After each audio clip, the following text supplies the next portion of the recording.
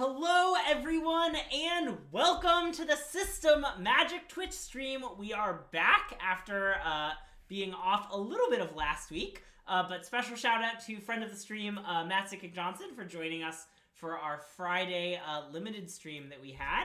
And now Andrew is back with me, and the new set is live, and it's time to get into Constructed with the new set. And today we will be playing a deck that we have played quite a bit on stream, which is Gruul Vehicles, aka Gruul Guys, aka Gruul Elves, aka Boats and Hoes, as friend of the stream Dawn would say. That is what Dawn would say. That I can confirm. But yeah, Andrew, tell us a little bit about this deck. Tell us a little bit about what's changed with the addition of Phyrexia All Will Be One. Okay, so this is a deck list that I based on the friend of the stream Happy Sandwiches list from the top 8 of the Showcase Challenge this most recent weekend. And basically, the new cards in this deck are, first of all, the biggest and most important change by far is 4 Copperline Gorge. Woo, Copperline Gorge! Greatly appealing to unnamed fans of the stream who have described the deck's mana previously as being unplayable. Which is insane because it's a 2-color deck. Yes, that's the biggest change. The other changes in the main deck, we've replaced some of the Lovestruck Beasts with Migola's Maze Crusher. I believe this card does several different things that I like. It does some nice stuff in the mirror. It does some nice stuff against Enchanties. It also does some nice stuff against like the It also does some nice stuff just in that, like, the control decks often have, like, temporary lockdowns and bullshit like that, like, randomly have enchantments and artifacts lying around. Yep. So, anyway, to be clear, I think this card is mainly in the deck for the 3-mana ability to destroy artifacts and enchantments. I am aware that, in theory, you can give it +2/+2 or Vigilance and Menace.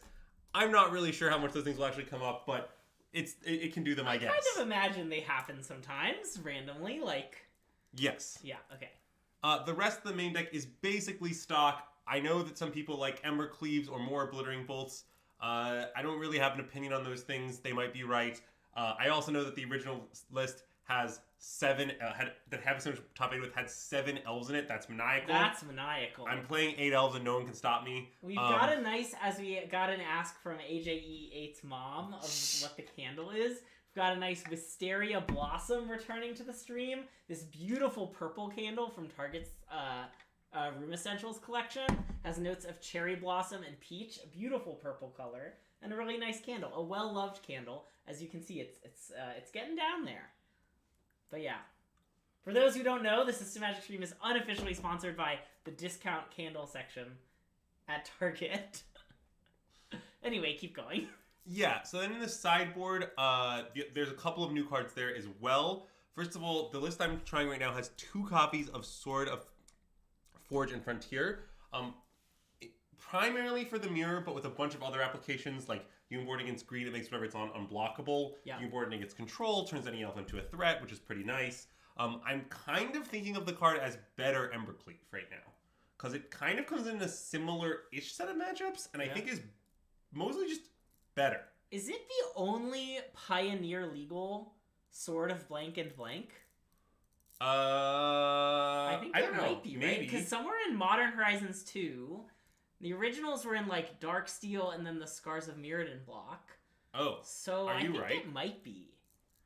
No, Mana Traders gave me this one, Azax. Mana Traders it dictates what versions I play. Yeah. So, Another unofficial, Sword of Hearth and Home. Wasn't that one in Modern Horizons? Or was that in... I don't know. To be honest, I have no idea where Sword of Hearth and Home is from.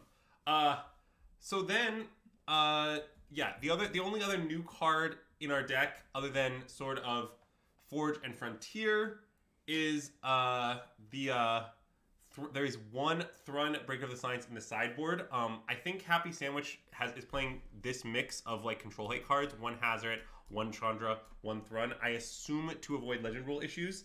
I am not sold that is correct, but I'm willing to give it a shot. Because the thing is, to claim it's not correct, I'd have to claim that I know which one is right, and the fact is I have no idea which one's right. I think Hazard is by far the best one against Phoenix. That's why Hazard's seen a lot of play historically, but it's pretty awkward in the other matchups. So, anyway, yeah. if I buy you 2 of the... Wait, is Migola's really cheap? I honestly have no idea. I just wrote the entire deck and fired off. Oh, and the other change that I made to Happy Sandwich list is Happy Sandwich had no basic, which I think is maniacal. Whoa, that is maniacal. Because, like... Don't control decks still play Field of Ruin? Yes! Yeah. Like, you can't just get Field of Ruin and be like, yes, I will be Stone Rained now. I believe that's completely unacceptable. They're 0.1 ticks. God. Okay, Azax, just for you, we can buy some Migolazes for 0.1 ticks. I mean, this is objectively nonsense, but I'm here for it. Yeah, well, Look. Here's the deal. We're going to GoBots. Okay, we're going to GoBots again. Okay, great. We're trading for some. Look, chat. It's fine. It's fine. This is good nonsense content. Oh yeah. Also, I love the implication that any card on Magic the Gathering Online is readable. But the other thing about the basic thing, yeah, which chat does point out here, is there's the like big mono white deck. How do you spell this card's name? Migo? Is that the beginning? Maybe search Maze Crusher. Well, so there's a lot of Maze Blade things. Well, there are a lot of there it is. Second card. Yeah. Okay. We'll just buy 4. Okay. Wow, that's 0.24 tickets we were lied to. Yeah. No, I'm not Tix poor. I have hundreds of tickets on my account. This is objectively the least nonsensical thing ever on the stream. That is not true. So, anyway, what I was saying before, boom. Problem solved. So, basically... All right, that's a deal, Azax. Yeah, I'll take that. If you'll be in San Diego, we can settle it there. Yeah. Yeah. So anyway, that's basically what I was saying before. This the 8 field deck. Mm-hmm. There's a mono white big Elishnorn deck that's been seeing marginal Pioneer play lately. Yeah. Which just has like randomly 8 Field of Ruins in it. Sure. And like I basically think not playing a basic is maniacal. Yeah. I'm not even totally sold that playing 2 basics is insane. Yeah. Like, cutting the 4th pathway or the first Boseiju for a basic mountain, like, so that you can't be filled, like, off red, isn't insane. I'm not doing it right now. Yeah. But I could definitely see it. Okay. So, anyway, that's basically all the new cards in the deck. Mostly what I did was take Happy Sandwich's list and make it sane. Okay. And this was the result. So, we'll see how it goes. I think there's a lot of places that I'm not sure of stuff, like the exact mix of Beast, Migola's, Obliterating Bolt's open to debate. Yeah. The exact number of Corn Wars in the main is open to debate. There could be less or more. Sure. I'm very unsold on these specific control finishers. Sure. For example, the new red-green Garrick one we could play. Like, there's a lot of options. Like Luca? Luca, yeah. Phyrexianized Luca? That's right. Yeah. There's, like, a bunch of anti-control options. I suspect this one is the best against specifically blue-white, but you probably can't play very many. Because it can't be countered? Yeah, and I mean, just plussing on it is pretty insane. Right. But, like, I mean, you can't just play a million of this card, right? Like, it's a 6-drop, non-creature, doesn't crew vehicles, etc., etc., etc. Yeah. It has, like, a bajillion issues. Also, the nonsense about handing you tickets is insane. That's being discussed in the chat. Well, wait, what if you handed me a hard drive, and on that hard drive... there's a password to a Moto account, and that Moto account had 1 ticket on it. Yeah. Arguably, that would be handing me a ticket. If you give Andrew 94 cents, can I have the other 6 cents? Oh god, that's an insane question. But anyway, also answer the question about whether my account is ticket light. It is not ticket light. I see. But anyway.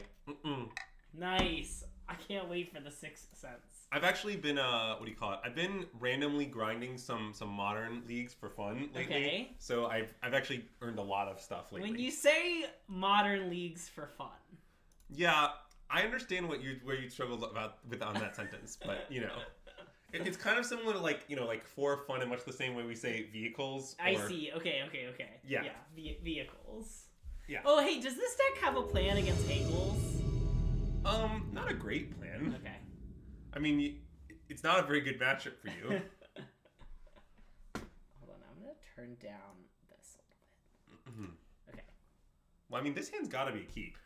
Yeah, this hand seems great. I mean, this hand is a nice shout out to my friend and yours, Copperline Gorge. Let's go.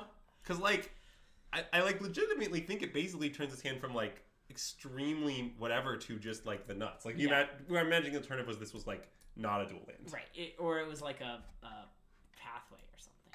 I guess this hand's fine if that's a pathway. But...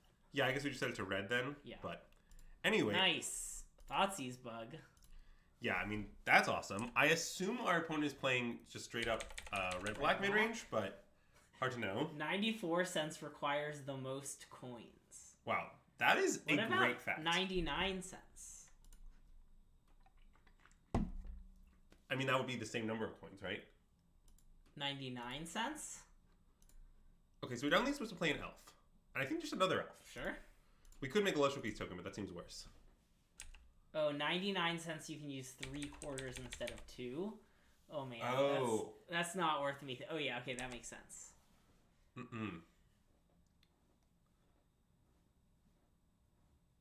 Okay, Harvesters, sure.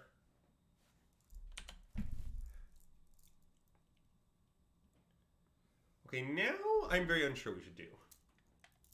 May I interest you in Cat Car plus Lovestruck Beast token? Well, is that better than Stormseeker plus Lovestruck Beast token? Oh, maybe it's not. Well, like, the Stormseeker line is... Oh, I guess our Stormseeker can't attack, though. Yeah. Okay, never mind. Well, you can attack with a 2/1 elf. Yeah. But that's not that great, is it? I kind of think Cat Car 1/1 is better. I like Cat Car 1/1, I think. Did you know that Copperline Gorge is named after Copperline George, inventor of Colossus Red and Green? The color is red and green. Oh, okay.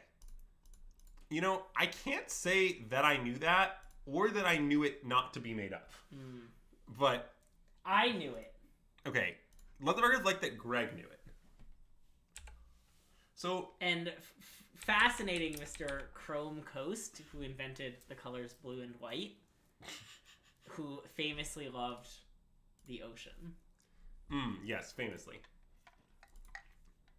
Okay, so on the one hand, that is good. On the other hand, we can start just beating our opponent up with Lovestruck Beast and 5-power Cat Car. Yeah. Oh. I have an alternative plan. I like the alternative plan!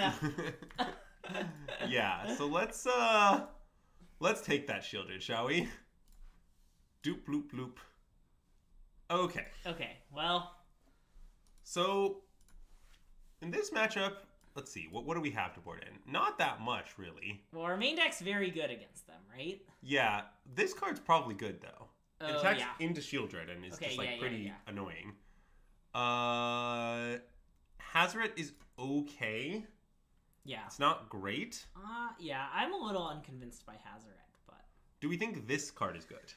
I don't know. I kind of want to try it. I'm in to try it. Well, no, I don't know I think this card's likely bad. Oh, yeah. Get him. It's just a thing that dies. Yeah, okay. And then often I think they board down on, like, good targets for a Chrome War to try to make your wars awkward. Okay, so maybe going like, down I think to 2 is maybe right. I like that. And I also like that Sword lets you attack through Shield Dread. Like, that's definitely relevant, sure. Right? I mean, it doesn't give pro black, but it just makes your thing big. Yeah. Like, I mean, I don't know. And then you start doing the sword thing. Like, the on-hit effect is pretty powerful. Yeah. Yeah, I don't know. Hazoret's definitely okay here. I assure you, Hazoret was originally in this deck primarily to beat... Super Rando says play for a Crow in War, trust me. I don't believe you're going to convince me with the logic of trust me. It's possible you convince me that's not going to do it. This hand is a little loose. So here's the concern about this hand is the elf's going to die. Yeah. Right? Oh, we could have cut an elf or two. That's an option. Oh, yeah. I think we should mulligan. I agree. Okay. This hand's much better. Yeah, but what do we tuck? Elf number 2? What about boat? I mean, boat's like kind of good. Okay, I'm sold on elf number 2. Well, It's awkward. I guess it's like awkward to cut. It's like elf number 2 is good if we have boat. Yeah.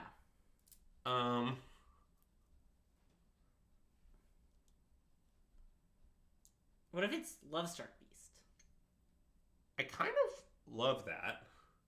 Like, for like this not to work out, like if we don't draw lands and they kill both our elves. Yeah. But like if that happens, It will be in parity, yeah. okay, I like this, I think. Okay, I want to check that. It's not Reckless Stormseeker. The answer to your question is it's not Reckless Stormseeker. Reckless Stormseeker is the best card in the deck. Yeah, like Gruul Guys is like a playable archetype because Stormseeker exists. Yeah. Is to be honest, my opinion. All of your best draws involve this card. Like, I wouldn't play this deck if this card were banned tomorrow in the format. Like, I'm not putting it back. I think that's outsmarting yourself. Yeah, but like, this is gonna be like, okay. I'd way rather have it than Lovestruck Beast. Like, I would like it against Red Black, to be honest. You're the beatdown. Gruul Vehicles gives haste. Like, what do you want? Yeah. What I was gonna say about this though is, okay, does anyone know what I'm talking about if I say the Ross Miriam Phoenix hand? Do you know what I'm talking about? I don't. Can you tell me? Oh, okay. Therefore, chat. Basically, Ross Miriam had a hand that like was a very good Phoenix hand. Yeah. That Ross Miriam wrote an incredibly long article about why it was a mulligan. Okay. And he used very complicated justification about like what exactly you need to win the matchup and like the exact context that led, like why here this hand was a mulligan. Yeah.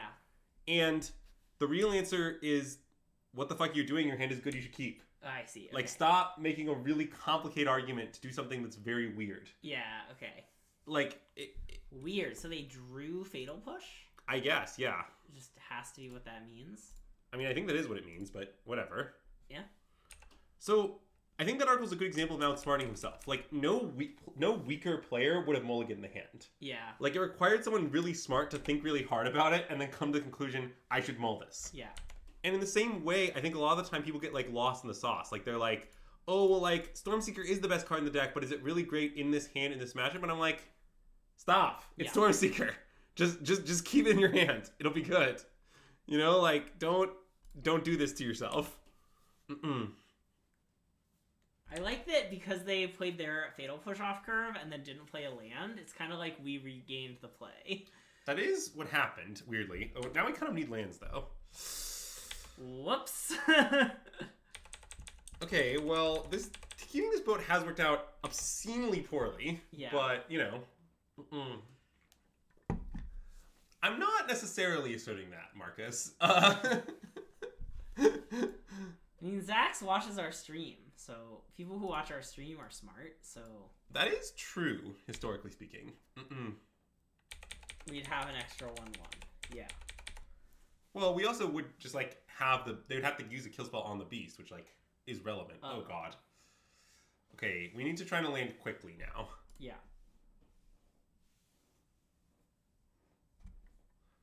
Yeah, see, Samantha Marie's got my back with hand. Yeah. 2 Phoenix, Faithless Looting, Sleight of Hand, Thought Scour, Lightning Bolt. It's like 1 land, double Phoenix, Faithless Looting, but very good otherwise. That's the gist of it. Okay, are we supposed to stomp Goblin or Lily? I kind of think Goblin. I think the weird part is like us discarding isn't very bad here. Right. Yeah, I kind of think Goblin too. Yeah. I mean, we could wait and stomp Reflections. But I guess they're really light mana on mana. constrained. Yeah. Stomp the Goblin. Classic bad 7-card hand with looting double Phoenix. Yeah. Well, that's like kind of what I mean is that like again you just have they didn't up. Okay, that's not true. That they down tick to make a sack a creature, right? So like they didn't have a chance to uptick in some sense. Yeah. But yeah. I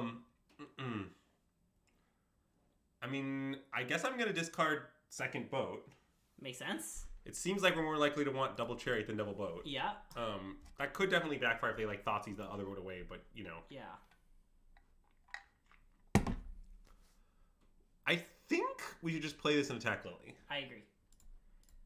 And I mean, if they double block, which one will we kill? The Reflections? Yeah, that I don't know.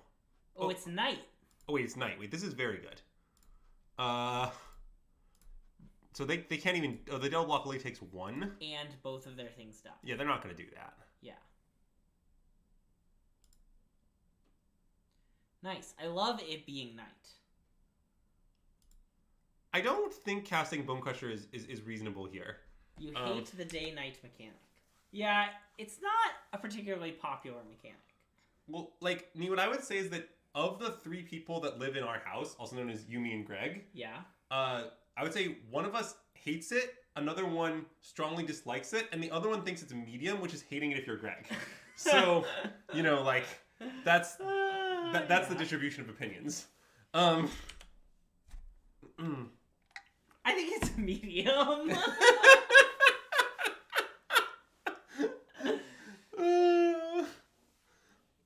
Like, arguably, I like the mechanic the most in the sense that I strongly dislike it. We should concede, I think. I agree.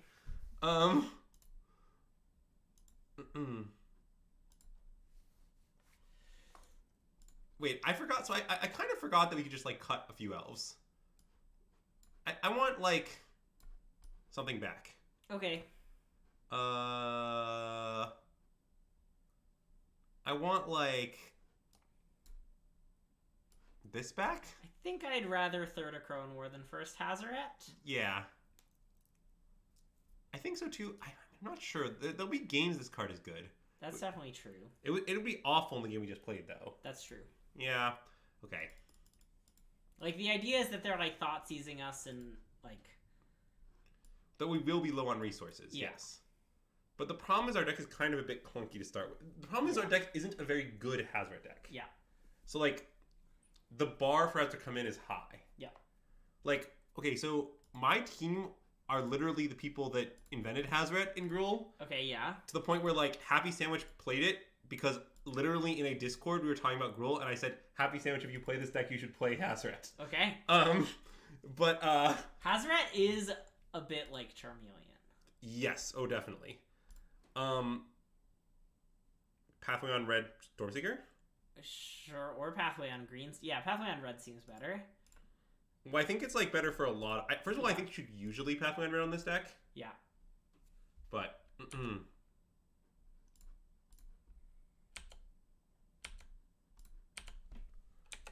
well, like, okay, the reason the data mechanic is functional and limited is that, like, you just never reach the state of nothing cares about it in play for the most part. Yeah. It's anyone's game here, Chad. Anyone's game.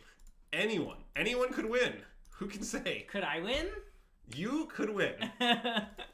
Our opponent agreed with my assessment. Vehicle mirror, yeah.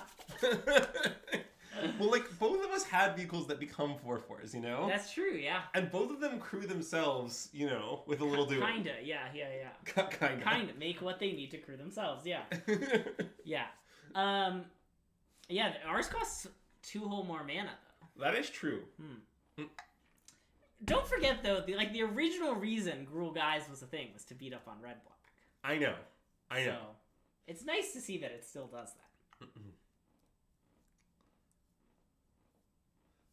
They can both spend 4 mana to turn their play. That's true! And as we all know, drawing cards is better than creature tokens, so... Both do have a mechanism to tap themselves, right? But one of them is much weirder. Yeah. It crews itself. That's possible, right? I think so. I mean... We both revealed Gigantha. Okay. Oh, no, they revealed Gigantha. Sorry, they revealed Gigantha. I mean, we definitely keep this, regardless. Yeah. I was thinking about what that meant. Well, they were last seen playing Fires of Invention. Is that a Gigantha? Also, they're currently double queuing in a Pioneer Preliminary. Well, they're not playing Fires of Invention. That's not a Gigantha deck. Okay, they're playing Red Black Sack. Okay. So I believe this is not a great matchup for Gruul, but not an awful one. Sure. Is my belief. I believe it is close. The answer is we just know what decks play what companions. I don't really know what to say. It's kind of just format knowledge. Yeah. Like, Gigantha in this format usually means some builds of Gruul, they're falling out of popularity. Red Black Sack are the two, and like some builds of Prowess are the big builds of that. And the Enchanties decks always play Yorion as the companion. Oh, how do I know that he's double queuing? MTG Bot just told us. Yeah, MTG Bot just like knows stuff. MTG Bot's comment when this match started was, this person is also currently double queuing in a Pioneer Preliminary. Oh. Hey, look, Greg, our opponent provided us with a convenient stomp target. Nice! I love stomp targets. And I mean, their deck probably doesn't have very many of those, so yeah. I assume we should just snap it off. Well, unless we draw a good 3. Ooh, that's that's nice. What about a good 1, though? Good 1 is great.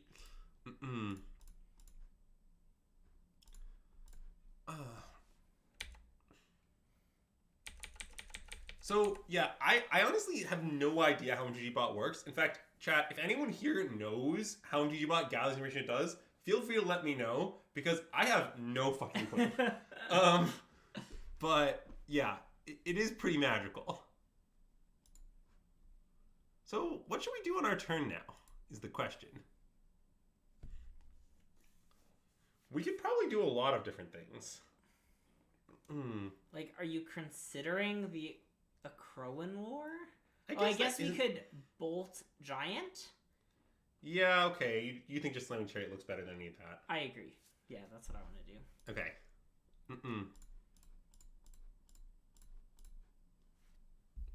MTG bot is run by Arcanus the Omnipotent, so we always knows. That's a great explanation, you know? Yeah.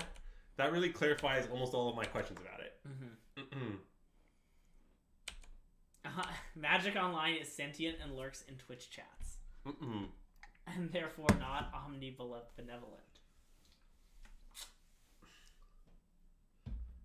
Well, I mean, someone clearly wrote MGBot, so that person knows. But I have no idea, and I freely admit to being... What?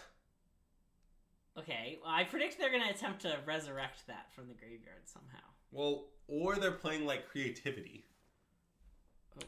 They have Cauldron Familiar in play. Oh. Okay, that explanation does seem less likely given the presence of conflict. So I should probably try to eat this, right? What gets us there? Well, like, Fatal Push. They have a million things to sack. Yeah, okay.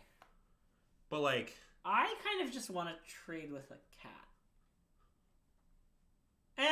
Okay, never mind. I'm off it. I feel like if they have Fatal Push, they're going to Fatal Push us. Yeah. And we should just be okay with that. Yeah. Like, they're always going to have the ability to get Revolt, right? So, like, we never, like, escape. Yeah. And, like, I guess this maybe means that if they play Mayhem Devil exactly this turn, they can use all the pings on the Chariot or something, but, like... Yeah. I don't even know if that's the option that makes me more upset. That's not even bad, because we have Bolt. Right. So, because, like, it's in some ways, this taking 2 instead of, like, this other stuff taking damage is, like, okay, better. This is good, this is good, this is good.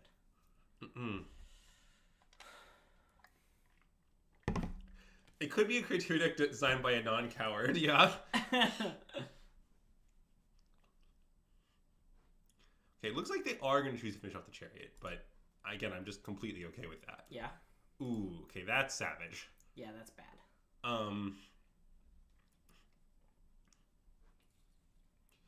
Okay, so, chat, here's a question for you. What reanimation spell are they playing? Like, legit.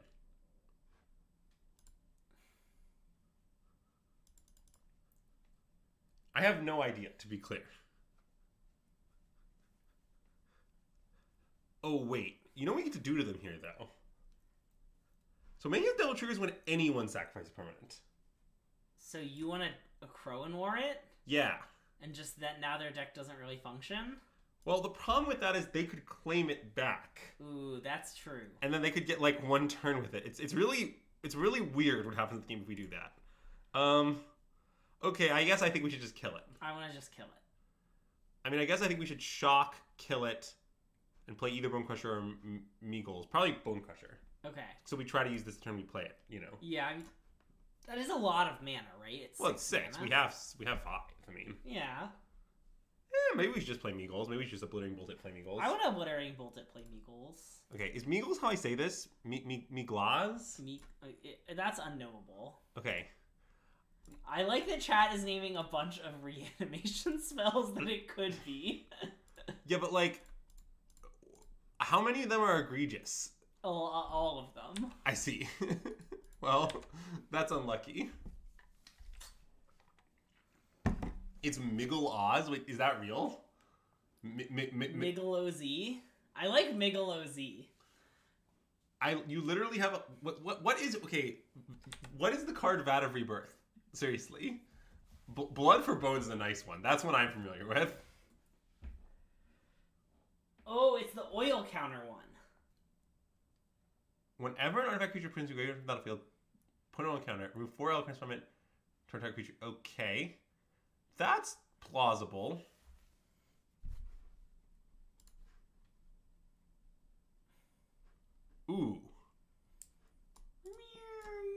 like that. I mean, I think we should blow up reflections. Agreed. And if they want to Blitz harvest our Meagles, we're just going to be okay with it. Yeah. Blow it up with boat, not with Meagles, to be Yeah. Okay, yeah. Well, if we blow with Meagles, we could play the bone. Oh, no, we can't even. Yeah, boat is just better in every way. Yeah. Do you want to do some attacking first? Oh, just like smash and then do this? I guess let's do it first and then smash. Well, no, I think attacking first is probably better because they block with this. I'm not unhappy. Yeah. Why is it worse? Is the question. Yeah. If they soul read us and kill the elf. I mean, they just in combat fatal push the elf. Smash attack. Well, I can't. I'm currently it's currently in our draw step. Oh, our opponent is holding priority in our draw step. Okay. Yeah, you never just okay. So I'm gonna attack. Yeah, I like attacking. What battles do I think the opponent's playing? That's a good question. Yeah, do you think perhaps the Battle of the Bulge? Probably. Okay. There's Bunker Hill. That's a nice battle. Battle of Wits? Battle of Frost and Fire? Also, I'm gonna warn both you and chat that I can only name 5 total battles. Okay. Battle of Gettysburg? Oh yeah, see that's probably one of the 5. That's a battle, yeah. So the well's gonna run dry exceptionally quickly. Also, I don't know if this is something I should call attention to it, but she mentioned it on her own podcast. Today on the Upkeep, Megan Wolf, friend of the stream, was just like, I already know what battles do. She has some sort of insider knowledge. Well, or she just was throwing it out there. Oh, maybe she was, you mean maybe she was lying? Well, I know she's been on flavor text teams recently. Oh. She helps to write flavor texts, so she might see cards in advance. I don't know. Oh well, if you're on the flavor text team, that's definitely true. Yeah. So she was just like, "Wow, you got the info out of Ben White's? Aren't they previewing battles this weekend? Oh, maybe they did say they were gonna preview some stuff at Philly. I think. Oh, that would make sense. Yeah. I mean, we'll be there. Well, I'll be there for part of it.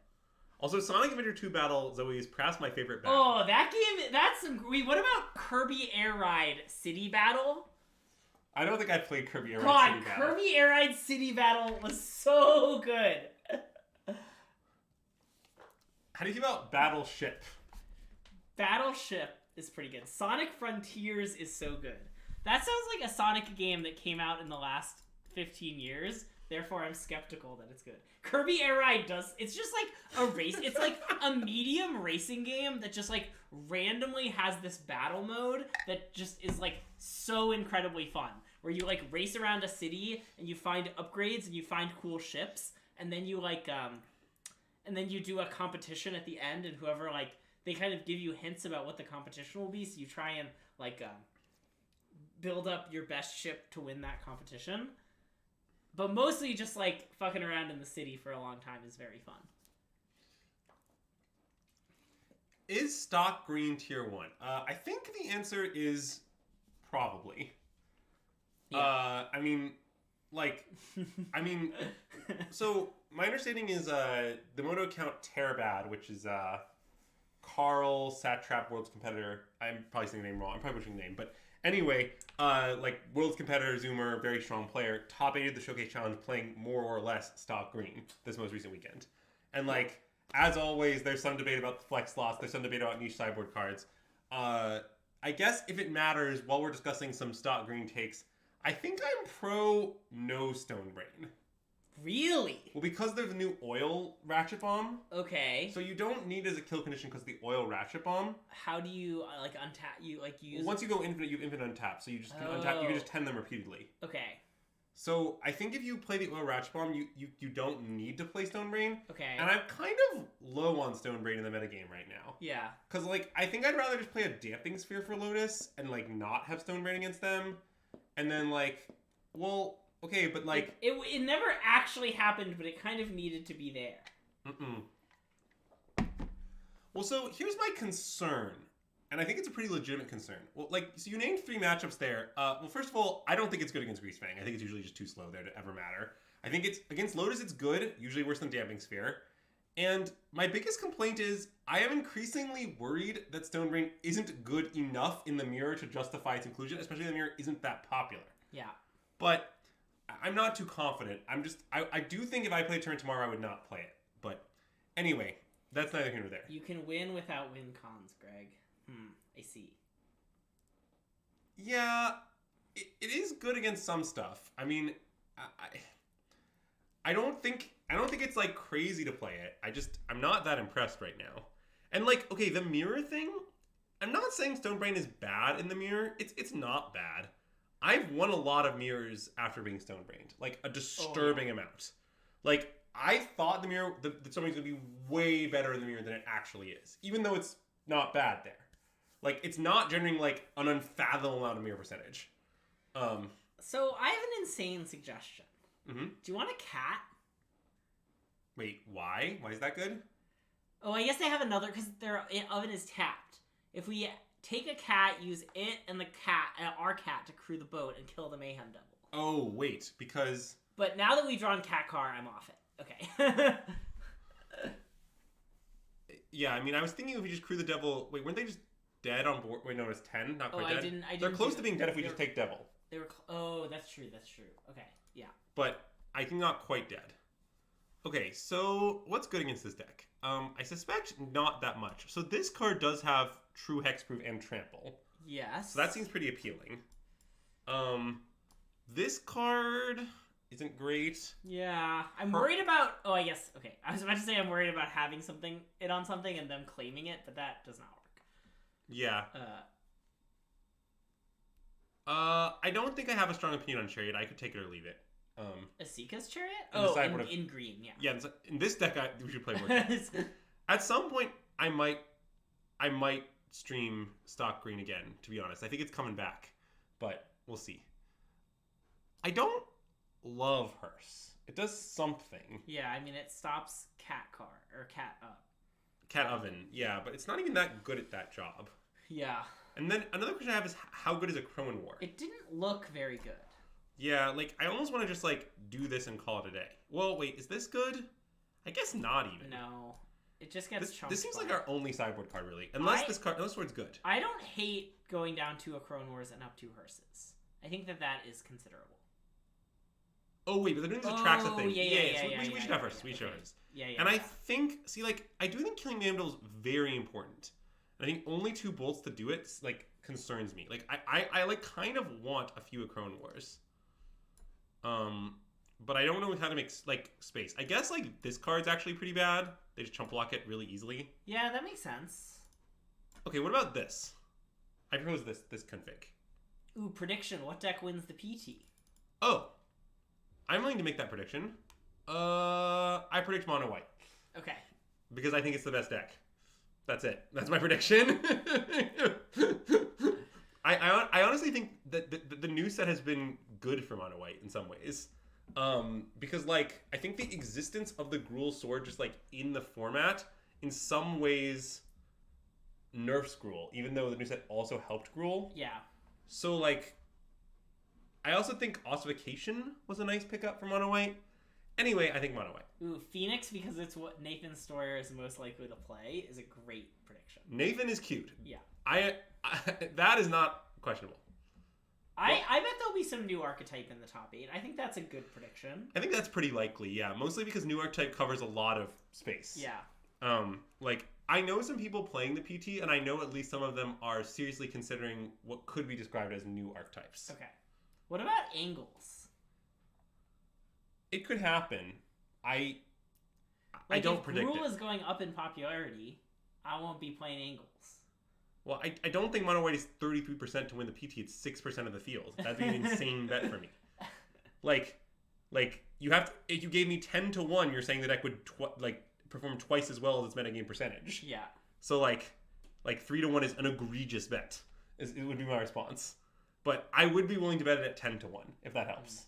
So I am willing to claim it will a punch twice above its metagame field percentage, but not 6 times as much or whatever. Is creativity for a Traxa a new archetype? I guess not, because I think maybe. I mean, creativity is... Yeah, it's a gray area. Yeah. Also, wait, I have a comment about creativity. I think they should stop making this effect. I think it's not a fun magic effect. Have I mentioned this before? It's not that fun. I don't like that it just, like, the card says it does something, and in practice, it does something totally different. Like, it reads as this, like, ooh, you're gonna get something random, but it never actually does that. Yeah. I don't like that. I think that's a very reasonable objection. Yeah. I think you might be right. They should stop making the effect. Ari, I am very confident both of those things will happen. Yeah, I mean, those things are, like, almost guaranteed. I don't know. Yeah, I guess I get that polymorph is really appealing to new players, but I want them to cast it such that it cannot be used in the way it's being used. Like, yeah, basically, Greg wants polymorph to be a fun, chaotic card. Yeah. And just, like, no one ever actually, like, no one does that ever. Like, there's also just keep putting it in commander sets. That's fine. You print so many sets these days, and only some of them are modern, pioneer, and limited legal. Like you can print tons of that effects and never have it in a standard legal set again. Well, I also think you might be able to fix it, if you tried. Oh, sure. Well, like, okay, here's a simple proposal. If 5 or more cards are revealed this way, stop or something. Or I was thinking, like, polymorph, it costs 3 mana. Yeah. You flip until you reveal, like, 5 things, and then you pick 2 at random and put them, like... Yeah, you flip until you reveal 3 permanents. Yeah. And if you build your deck such that you're going to find 3 lands, that's bad. Yeah, but basically, I think there are ways you could make the card that would be chaotic and random. Yeah. But that is certainly not how the card goes. Okay, people do everything in Commander. I don't care if people want to do nonsense. Yeah, I basically agree with everything you're saying. The one defense I'll make for polymorph effects, which I think is a reasonable defense, but not a defense of the current implementation, is that polymorphs are a very iconic fantasy spell. That's true. And as a result, I think it's important for them to exist in the game of Magic. Yeah. But, like, the thing is, that flavor could fit many lines of rules text. Yeah. And, like, this line of rules text isn't the only way to do it. Okay. All right. Don't know what that was about. Let's play another match. Nice.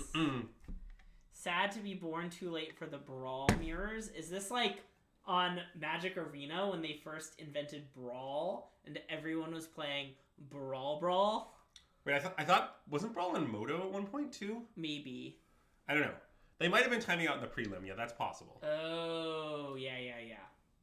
See, the problem is we just play it too lightning a pace, you know? Oh, the 1v1 commander queues. Okay. 1v1, I have thoughts about 1v1 commander. None of them are positive. For the record, if they bring back Momir Basic prelims, you'll catch me in those prelims. Nice. You'll be facing someone with deep and expert knowledge of the format as of, a mere 12 years ago. Yeah, I want to be clear that I would consider playing on Magic Online to play a Momir Basic prelim. As a follow-up to this, I will know what banding does. And I expect to exploit this knowledge greatly against the Zoomers who are too young to know what banding does. I, despite being older than you, will not know what banding does. Yeah, it's knowing what banding does is a key advantage in Momir Basic. Okay, but it's becoming less and less key as more time goes on. Yeah, but you still never know. It's just like,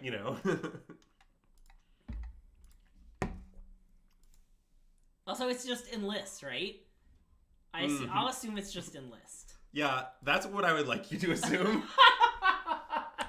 See, the best part about banding is that basically banding is moat, and people never realize that. But to a first order approximation, if both players have like 4 things in play and one player is a creature with banding, you have no good attacks. You never do. Okay. It doesn't matter what's going on. Anyway, let's do our thing, shall we? Sure.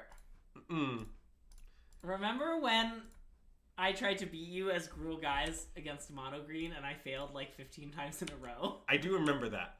I still have nightmares about that. Yeah, so what Jackie's referencing is when we were testing for the Pro Tour and we were considering Gruul... Or for regionals. Or for regionals? Yeah. We were considering playing Gruul Guys, and I forced Greg to play me in Gruul Guys versus Green over and over and over again.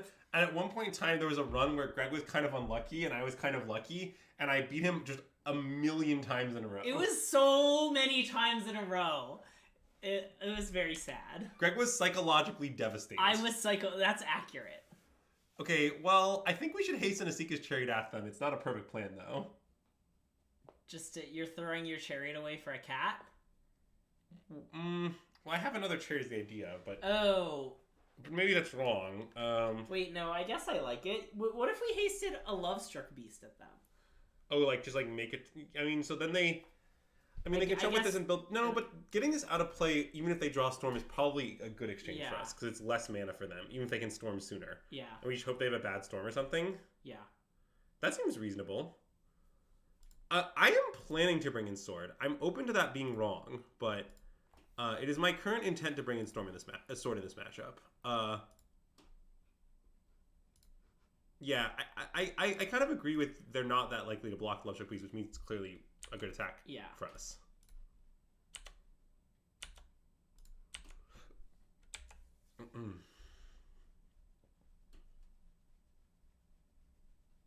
Okay, great play.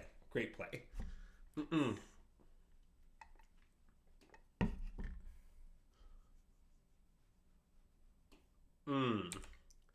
All right.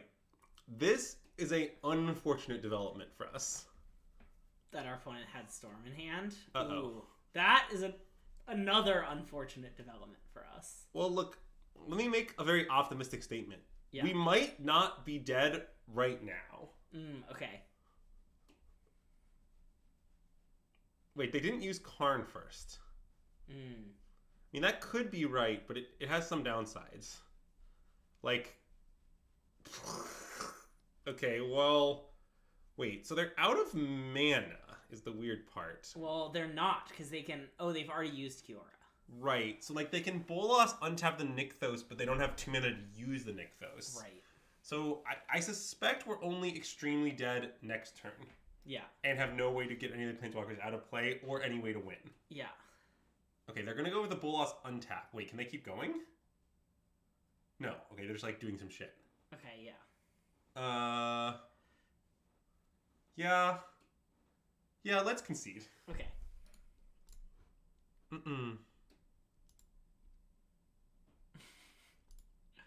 Or they borrow 2 mana from the future to activate Nykthos. That would be fine by me, because there was no way we were winning that game anyway. And then they would have a debt.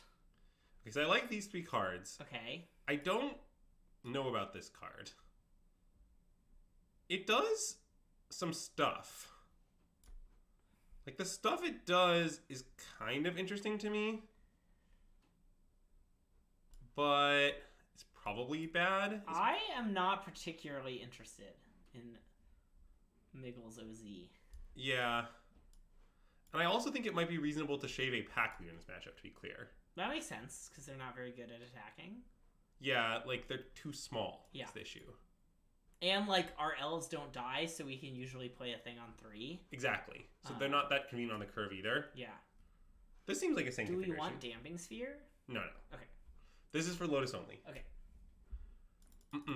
And we'll see how the Sword goes. I'm not totally sure that Sword's going to perform well in this matchup out of Gruul, but I think it's a worth the shot. This hand has to be keep. Yep. I mean, this is like the nut draw. The thing. I mean, the nut draw has an Occurrence War in it probably, but, you know, sure. It's still very good.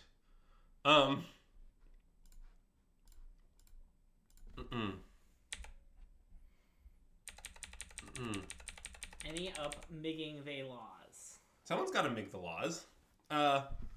See, the thing is, sometimes you're in a maze and you need to, like, figuratively cut the Gordian knot. Yeah. And in this case, that means that what you should do with the maze is physically destroy the maze. Uh-huh. So, to do that... if you don't win this game, Gruul is unplayable. Yeah, see, what happened when we tested the matchup as a lot is I kept a lot of hands like this and just got smushed. And it was embarrassing for me. Yeah, Bob and Cheese... Like, Andrew was like, I want to test this more, and I was like, no. That did happen. Well, the worst part is then Andrew let me switch, and then I lost, like, 2 times as green against Gruul. Yeah, Greg was losing to me as both sides of the matchup, which I'm not sure to conclude, but what I was going to say to Bob and Cheese statement is, like, look, I don't really think that's fair, because, like, there are no decks in the format that beat green's best draws. Yeah. Like, they basically don't exist. So, like, yeah, if our opponent's draw is good enough as green, how good our Gruul draw is will not matter. Welcome to Pioneer. Yeah. I mean, I don't know what to say. Like, for example, mono white is a deck that is favored against green, but that doesn't mean it's favored against, like, the top 5% of green's draws or whatever. Yeah. Like, that's just kind of, like, how the format is. We're gonna intentionally ignore that comment about Neoform. I want to make it clear that I saw it, and I refuse to acknowledge it. Yeah, like... Oh god, if we're talking about a match with Theo, yeah. Wow, wait, is that a token? Oh yeah, it is a nice token. Is it actually, in real life, a token? No. Okay. Yeah. To be clear, the match he's referencing where I played against Theo at Energy Champs was the only 2 games of Mono White I lost, other than the 75 card mirror. I see. Okay, yeah. I lost 4 games Mono White in the tournament, 75 card mirror, both to Jesse, and then 2 games against Theo when he was playing Mono Green, and I won another one in that match. Okay, yeah. And that was all the games that I lost. But anyway, I think this config seems fine. Yeah.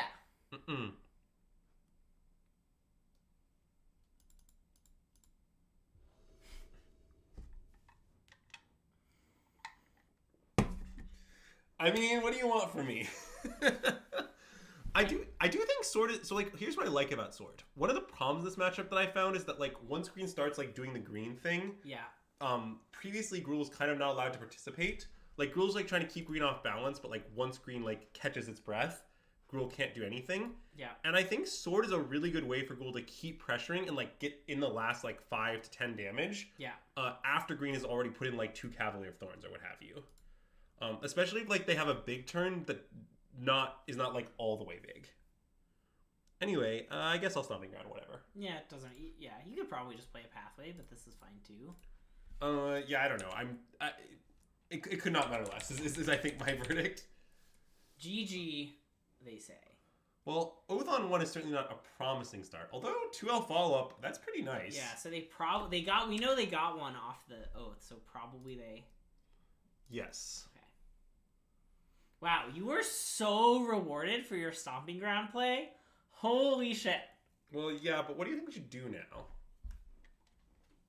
Do you want to play... Are you considering Sword? I want to play Stormseeker and attack. I'm considering Sword. I'm considering Obliterating Bolt. Oh, I'm considering a lot of Bolt options. A thing. Oh, sorry. We drew Lair of the Hydra. Okay, we drew Lair. I'm going to play Lair. That's clearly right. Yeah. So, like, okay, first of all, let's figure out what happens if we played... Oh. Yeah, that's true. Wait, is that true? You're saying they're going to go Karn and plus? Wait a minute. What are you saying they're doing with this Karn? Because if they Karn and minus, I'm going to Obliterating Bolt it. Yeah. And if they Karn plus, which if A is a bizarre play. Yeah. But, like, if they Karn plus, we'll Stormseeker and attack Karn. Is Sword even bad into Karn? I think the claim that Chad is making right now is false. I'm not saying that means we should play Sword, but I don't think Karn is reason not to. So, okay, let's say we play Storm and they do some green stuff and we draw another land. Then what is our plan for next turn? Is it to suit up the... Yeah, suit up the elf and hit them, play a 2-drop isn't that good, is I guess the issue. Well, we do get to play an extra land. Right. Okay, so we could suit up the elf, hit them, play and 2... then bolt something. Well, wait, we'll have 3 mana, right? We can even play like a post-combat Stormseeker or something.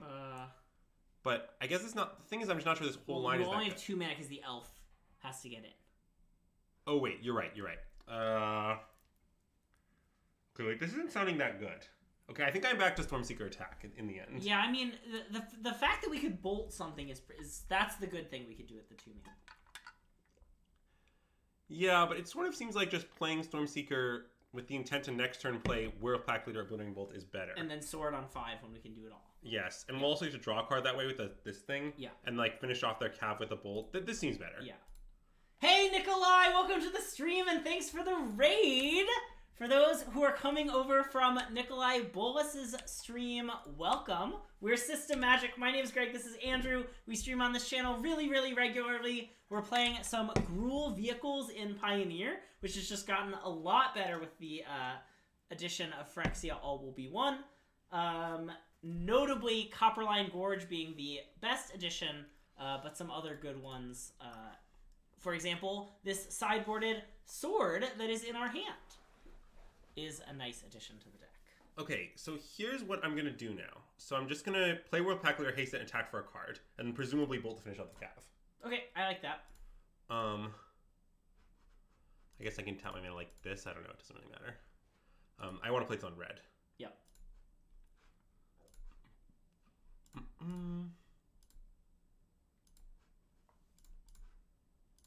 Yeah, Nikolai, how was your stream? Were you drafting?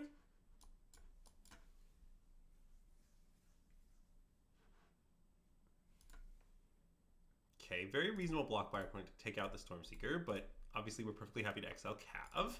Yeah, hey everyone. Yeah, we'll be back to playing Limited at this time tomorrow. So if you're coming from Nikolai's stream and you're a big fan of Limited, we've got you covered. But not right now at this moment.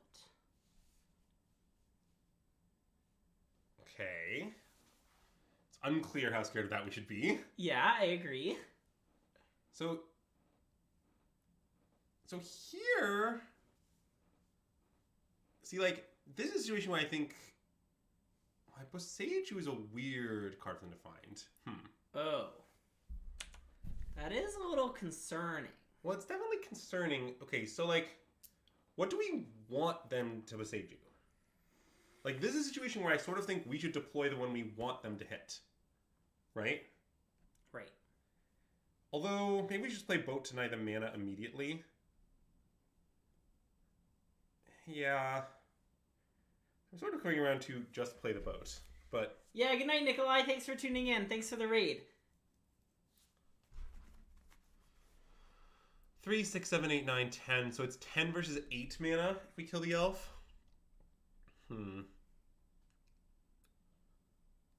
Also, maybe that does, like... So it's like about swords we get attacked this turn, but then we won't get attacked next turn. I want to play the boat. Yeah, I think so too. Deny them. I think it's good for both reasons. Okay. It protects the sword and it denies them. And their only card is Boseiju, right? Yes. Okay. So they are kind of out of gas right now, yeah. as far as we know. Boat seems good. And I mean, once we start hitting them with sword, we will have an abundant supply of gas. Yes. See, what's a little awkward about this is our next turn is... Okay, wait. That was, I think, a mistake. They should have waited for us to crew? Yes. Okay. Because now we can just play sword suit up with impunity. Before we we're going to have to, like, do this dance where, like, we want them to hit boat. Yeah. But now the dance is done. I'm sorting. Sword. Who do you want it on? That? That. Yeah, that makes sense. Hits for more. Yeah.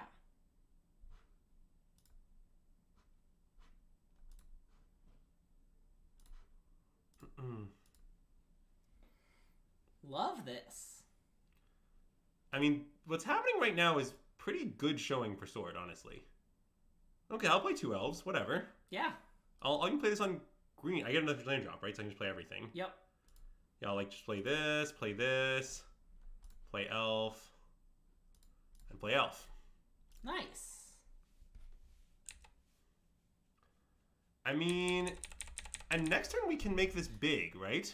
Yes. Which will hit for 7. So all other creatures will be lethal, and we have enough creatures to kill them? Yeah. I believe. We also have a Mutavault if you want to throw that in too.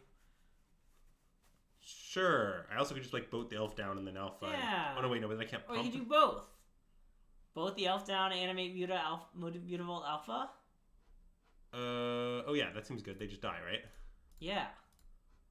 I mean, I guess they could Boseiju the sword, but this is the best line into Boseiju the sword anyway. Yeah.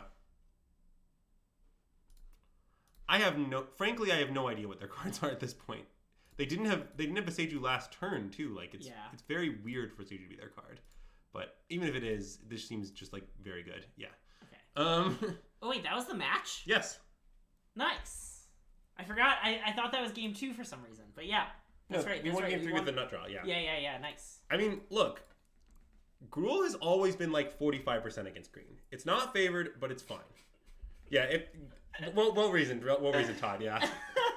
They probably would have, yeah. Yeah. Like, look, I think Sword is good against green out of this deck. I think Sword is... I sort of think many decks in Pioneer should play Sword. Yeah. Like, I like a few Swords in Gruul's sideboard. I like a few Swords in Mono White sideboard. I basically think if you're any, like, creature deck... What about do you think Angles should play Sword? I guess they don't really need it. I don't think they want it because they don't need it against Gruul, and I think it actually doesn't help them that much against green. Have you considered that the Sword is a nice, like, you can move it, or if you have both swords, you could make a nice angle, maybe? Like, sword, angle? Yeah, but it's actually, even though it's of two things, there's only one sword. Yeah, that's so true. Therefore, it's a line, you can't make an angle. Right. So therefore, it can't go on the deck. The second one, yeah. You yes. can't just play one against angles. Maybe it's good against angles because it's objectively not an angle. But yes, I don't like Sword in Angels. I mean, I guess mainly I like it in Mono White and Gruul. There are probably other creature decks I'm not thinking of right now, but those are the two that spring to mind. What about red-black? Red-black? Yeah. They could play it. I don't know if they really want to. Okay. They don't have that many guys. I guess that's true. They have some guys. Yeah. I could imagine it. You only need one guy for Sword to be good. Yeah. And I mean, part of it in all these decks is, like, I think the blue-white application is pretty real. Yeah. Like, against blue-white, if you're playing Gruul, one of the problems you have is that, like, they can ignore your elves. Like, they just, like, laugh at your elves. Yeah. Okay, if you have Sword, every elf is, like, a must-kill threat. Yeah. Like, that is nothing short of awesome. Yeah, so... I am mentally and physically preparing myself to no longer be the reigning Pro Tour champion. My reign of many years is about to end. My vigil is about to cease. Do I have to update the Andrew command? Oh, you probably do. At that point, I will... So, Greg, at that point, the term we're switching to is from the last Pro Tour champion. You can switch to longest reigning. Yeah, okay. Okay, so... On the draw... Yes, I won't be reigning anymore. Yeah. But I will be the longest reigning. They just don't invite the last winner of Bomb and Cheese. It's pretty rude, honestly. Yeah, that is... That's wild. I think we keep this. I want to keep. It's one land, but, like... I mean, what do you want from me? Yeah.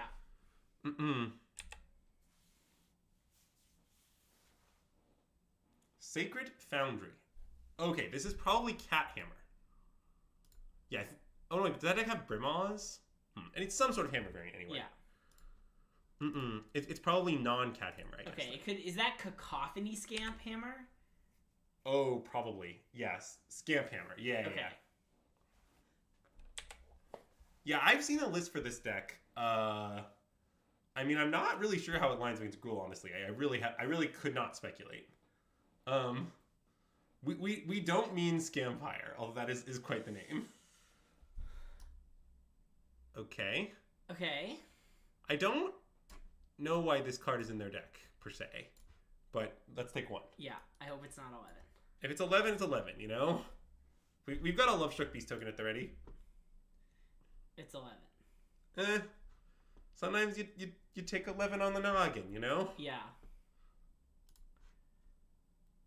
Okay, well, I mean, I think I want to shock, make Love Struck Beast token and play Urnwell. Maybe just Elf 1/1 is better? To have, like, more mana? Elf 1/1 no shock? Yeah.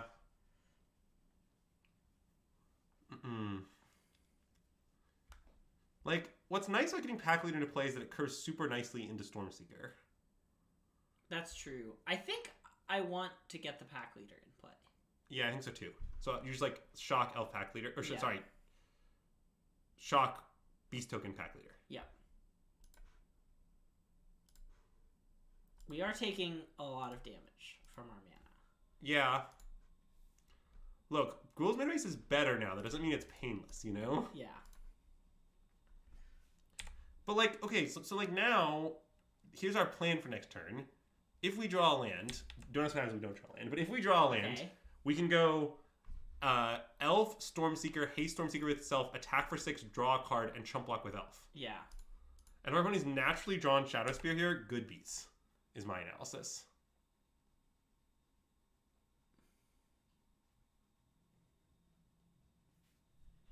Bye, Giganta, huh? Alright.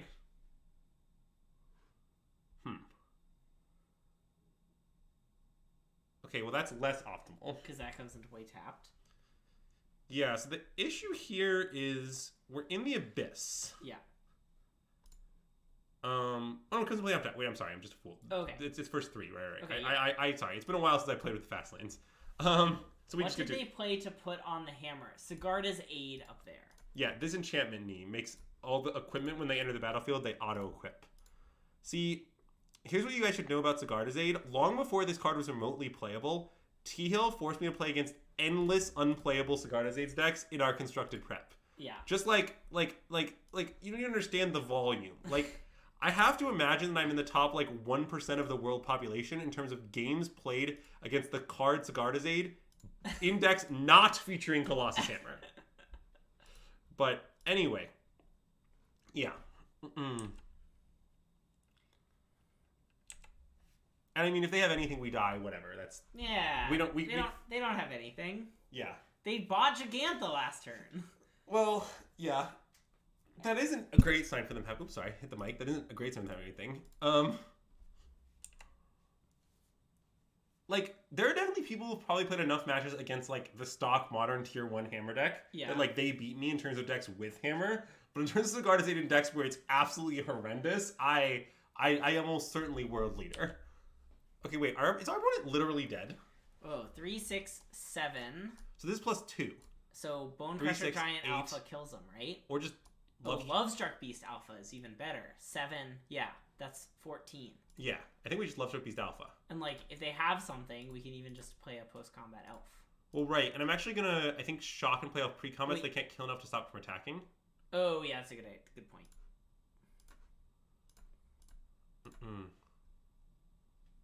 Sorry. There's no, bolts, right? Well, I don't think Hammer plays those cards. Charge us? I don't think so. I'm pretty sure Hammer doesn't play anything like that.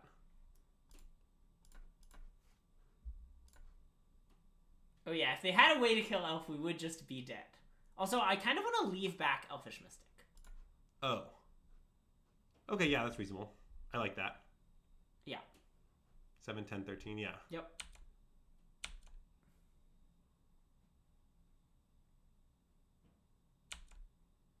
Okay, they have Sekenzin. Classic. Alright. Okay, well that one has Trample, right? Sure does. This block, they are still dead if they make exactly this block. I mean, they just have to block this, and this hanging with the elf doesn't even help in that case. It's just 11 if they just block that. Yeah. So, I'm pretty sure, okay, well, see, the problem is you'd have to be really foolish to play Hammer in Pioneer to start with. Uh-huh. So you can't really expect tight play out of your Hammer opponents because they're foolish enough to play Hammer. I see. In some sense, Hammer, playtesting against bad Hammer players is the most valid Hammer testing. This is just savage. Do we want Sword? Because it looks like they're putting it on red creatures and then we can block them? I don't think so. That doesn't sound like something you want. I think we probably want the Aggro War and make very few changes. Yeah, you want to cut a boat because it costs 5? Yeah, that sounds pretty reasonable. Yeah, we don't need a sideboard. A Crow and War definitely seems fun here. Also, the Maze Crusher might be able to crush some nice mazes. Ooh, yeah. You ever having trouble finding your way to the end of a Colossus Hammer? Because I assure you, the Maze Crusher knows where the end is. Well, this has got to be a keep. We can have some nice interaction here. Uh-huh. The Maze Crusher? Wait, yeah, he crushes some nice corn. So, here's the way I feel about Pioneer Hammer. People fucking love Pioneer Hammer. Okay, yeah. But I know a bunch of people queued for the PT, and all of them have gone through a phase of testing Pioneer Hammer. Uh-huh. And as far as I know, none of them are playing it. Yeah. So I suspect it is bad, but maybe I'm wrong. Elf go? Yeah, I mean, they're gonna kill the elf. They can kill the elf, but that's fine. Well, yeah, but that's fine. I mean, I honestly, that's what I prefer. What I don't want them to do is go Cigar to save Hammer. Yeah. Well, either way, the elf's dying. Well, no, if they go Cigar to save Hammer, we're just taking the hit. No, oh, no, wait. We we're die. not. Ah, yes. That's not how that works. You're right. We would be deceased. Oh, Fighter Class. A classic Hammer card. Oh. It tutors up Hammer. Yeah, okay. That's cool. So I assume we should stomp their guy. Do we want to wait? Is there any reason to wait? Oh, wait. We could obliterate both their guys, so it doesn't... Oh, yeah. That's great. Love that. Yeah. It's Urza Saga. Copium is a strong response to this card, yes. Okay, I sort of think we should maybe not attack. Okay, that's fine. Just in case they in some way end up with a hammer equipped to creature attacking us. Uh-huh. But if it's just one hammer, we probably still don't want to block, That's right? true. Yeah, okay, let's attack. Yeah. If they need to get, like, haste creature, Cigar to Aid, hammer. Like, yeah, that shit's impossible. Okay. Yeah. Are we discussing the classic Pioneer deck, Zoomer Copium? Sorry. It's important to bring that up as frequently as possible. Is that the Wheels deck? Yeah, it is. Okay, yeah. Okay, Chariot go? Yeah, I love Chariot Go. I mean, they now have 8 and Hammer, but they're lacking the critical third component. And also, it might not go that well for them. See, one of the big differences between Gruul and Hammer is that Gruul is a highly functional deck. Oh my god, this is gonna go so not well for them! They really shouldn't be main phasing this. Well, maybe they should. This is actually a little common. Oh, because otherwise we just stomp it, yeah. Yeah, but... Get hyped, everybody! Okay. Let's get ourselves a nice cacophony scamp, shall we? I would love a cacophony scamp. Mm-mm. Doop, boop, boop, boop, boo. I would like this. May I have it, please? Thank Yay! We cannot have it. you. The answer was no. Well, that was the easiest 4 we've ever gotten to. Really? It actually is. We are just a couple of scamps. Greg, if we 5-0 too quickly, what are we gonna do? I don't know. I guess play more with Gruul Guys? I guess. We could start limited, it's almost Tuesday already, so we could just start playing limited, I don't know about that. Yeah, okay, Levy, if it helps, I can from now on for the deck as Zoomers who are not Levy Copium. Just try to specifically exclude you. But Wait, God, it would be a great time. I was wondering when we were gonna do it. Could just fucking do it now. Play a nice one game and then close out the stream. See, because the issue is it clearly has to happen on our Friday Anything Goes stream. But, this Friday, we're gonna be in Philly. Yeah. So, yeah. If it helps, I'm pretty sure Azax has not formally submitted a list to me at this time. That's true. But, so, there is that. But... Ooh, what did the swords come in against? Well, they come in against mono green, which we just crushed mono green with sword, which was very, very good. And they come in against the mirror. And blue-white. Oh, and blue-white control. That might be the entire set of matchups, but I'm pretty in for that set of matchups. Yeah. I don't need much more. I don't even, I don't think I'd want to main deck them, but, they come in quite a few places. Thought you'd ask for a list when you're ready. Okay. Yeah, I think the most likely time that it will happen is not this Friday, but next Friday. That's, I think, very plausible. Yeah. Next Friday. I haven't planned that far in the future in my life, so hard to know. What about versus Enchanties? I suspect Sword is bad against Enchanties. The issue is, their removal isn't green or red. Yeah. It's the primary issue. And, maybe it gives you protection for some of the random creatures, but, whatever. Yeah. I mean, look, I think Gruul Your Against Weekend is extremely reasonable. I think Gruul is one of the best decks in Pioneer right now. Yeah. I really to be honest, I am not, I think I like Mono White and Gruul more than I like most other things. Yeah. Honestly, my biggest worry about playing Gruul is the existence of Sword. In a weird way. This is a classic Pathway Gruul hand. Oh god, I wish it was Copperline Gorge so bad. Well, I know, but we should just mulligan. We have 4 Copperline Gorges. We can't make this one the 5th one. I know. I guess we could keep... Wait a minute. We could keep on the logic that... Wait. We can go, like... How likely are we to turn 3 boat? Oh. Like, if we're keeping... Picture this 5-card hand. Is this 5-card hand to keep on the play? Because we go, like, Forest, Elf. Yeah. Double Elf. And if we've drawn any land by turn 3, we boat. Yeah, what if they, like, kill a thing or Thoughtseize us? Our hand falls apart extremely quickly. Yeah. I mean, I guess we could draw a red source, and then it's a functional hand. Yeah. What our opponent... They didn't reveal companion? Okay, yeah. I think it's quite close to being keep, Greg. I agree. I think I would mulligan. But... Yeah. Okay, we can mulligan. Okay. I don't know if it's a lot better, but it's fine. I wish we had the other hand, but yeah.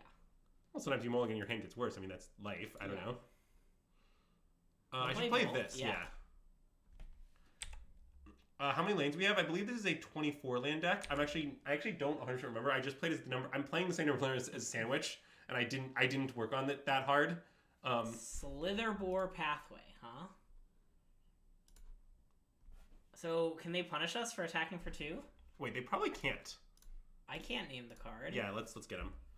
So, Slitherbore Pathway. So that's green-black, so it could be... The most common green-black deck, I think, is Greasefang. Oh, it could be Elves. Oh, apparently it's Elves. Okay, well, killing Elvish War Master is very appealing, I think. Yeah. Even though it's mana inefficient, I think I don't care. Also, I'm going to be doing something here that I think is generally true of Gruul, so chat should consider paying attention.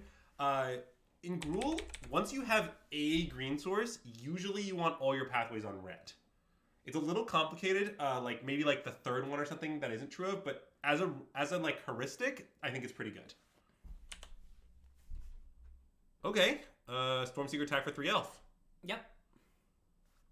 Like, okay, I guess here maybe I want my 2nd green or my 3rd red. I think you want a green here. Yeah. Oh yeah, and Pack Leader is in the deck.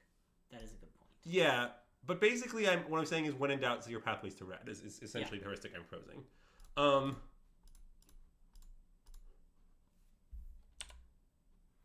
And I do think Pack Leader is the way to go with this deck. Basically, Gigantha is really nice against exactly red-black and essentially irrelevant in all other places, and red-black's already a really good matchup. Yeah. And I just kind of think Pack Leader is the better card in the deck. So I'm a Pack Leader believer at this point, I think. Yeah. I was kind of uncertain for a while because I thought Scooz was doing a lot of work against Phoenix and Greasefang, but at this point Phoenix barely exists, and I don't know, Greasefang's whatever. Do we get to know if they played that off the top of their deck or not? Oh, I mean, we could probably figure it out in some way, but I don't know how to do it. Okay. So, like, we could get a Chrome War down to, like, start our sweeping them clock. And we Plus, could... what if the top card of our deck is an elf? Well, I mean, I sort of want to take Shaman of the Pack. Oh, because then we can attack... Oh, that's better. That is better. So I think I just want to take Shaman of the Pack and attack them for 6. Thoughts? I like it. Well, I just don't think... I don't think Hajar is a good card. Yeah. Is my main objection to Hajar. Like, I don't really get it. I've never seen this card do anything other than be a 3/3 for 2. And Pack Leader is a much better 3 for 2. Like, I don't know. Like, I get that in theory, you could at some point... Okay. Aggressive. We've had a lot of aggressive concessions in this league. Okay, so a Crone War is definitely good here. Yes. See, this card is very slow, but very strong. That's so I'm not true. sure if it's good. It does kill a bunch of elves if they haven't outgrown, but it's really hard for them to outgrow it. Yeah. It's not gonna... Getting outgrown isn't a problem. I just, like... Yeah. I just worry it's just too slow to ever matter. Yeah. Wait, I kind of do want Sword here. Okay. I think it's close, but not unreasonable to play Sword. I kind of feel like their elves thing is they go really wide. Like, it's sometimes hard to get the last few points of damage because they've gone so wide. That's true. And, like... I don't want Miggle's Maze Crusher. Yeah, they have no targets, I believe. I would like to say I've been really unimpressed with Miggle's Maze Crusher. Well, Yeah. We've boarded it out every time, and like, okay, even when it kills an enchant, it's 3 mana to naturalize, right? Like, yeah, it might be bad. is it really the best natural? And like, it only does it once. Like, well, it's also, to be fair, I think part of the argument is like it's not that much worse than Love Struck Beast. Okay, I guess that's true. Okay, that like, is a good point. Who is the big cog and who's the little cog? I'm the gear that says nonsense, and Andrew's the gear that says strategy. I forget which size is which. I think our worst card at this point may just be a Love Struck Beast, because killing elves is very good. Yeah. I mean, it could be a Siga trait, but I think that's just not allowed. I think you're just not allowed to cut that card. Yeah, I think that's right.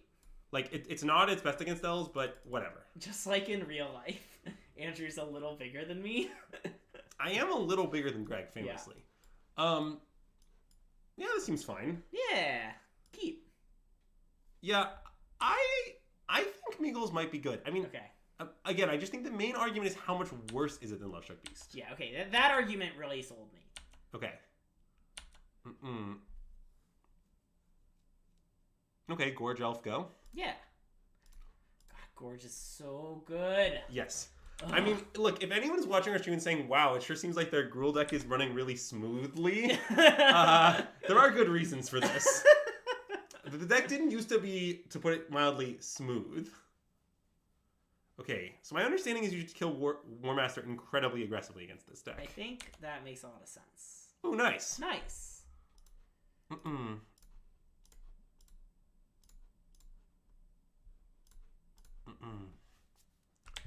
And then next turn we'll Crow in War, and then if we live to have it go off, we'll probably win. Yeah, the idea... Well, I guess they don't really get to attack with all their things. Like, because their things are Llanowar Elves and they have just Spare a Sentinel to stop things from attacking, right? That is true. But that doesn't matter. As long as we get to the 3rd chapter, they'll get Wrath. Oh, they still get Wrath. Right. Okay, yeah.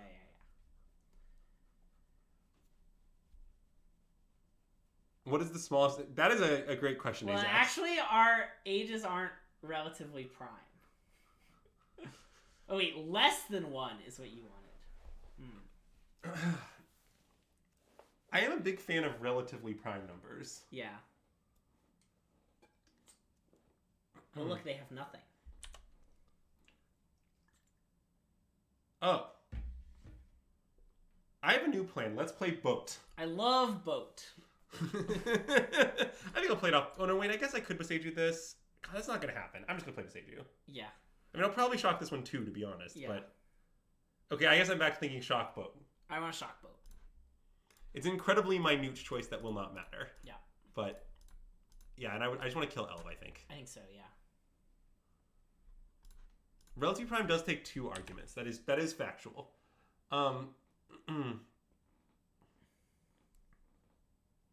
What's the best sideboard card you can play against Gruul? Well, Bomb and Cheese, the problem is you told me you were playing a deck that was secret. So therefore, I don't... Well, you didn't use those words exactly. But you said words to me that implied your deck was secret. Therefore, I can't suggest a sideboard card since I don't know what deck you're playing. How about you suggest Sword of Fortune Frontier? Oh, that's you a good put answer. that one in any deck. You can play Sword of Fortune Frontier in any deck. Yeah. I also think, yeah. Yeah, like literally when I made the statement in the stream that I knew a bunch of people who were like, oh wait. When I said I knew a bunch of people who tried Pioneer Hammer and thought it was terrible, Bob and Cheese was one of those people. Yeah. So I believe he's not playing Pioneer Hammer, but all other decks are possible. Actually, Bob and Cheese told me off stream that he's 100% to play Pioneer Hammer at MTG Philly. Well, there it is then. This is bad. Oh, this is a completely unrelated note, but by the way, Bob and Cheese, if you're looking to get dinner at MTG Philly, hit me up. But anyway, Yeah, I guess it's maybe not that bad, what's happening.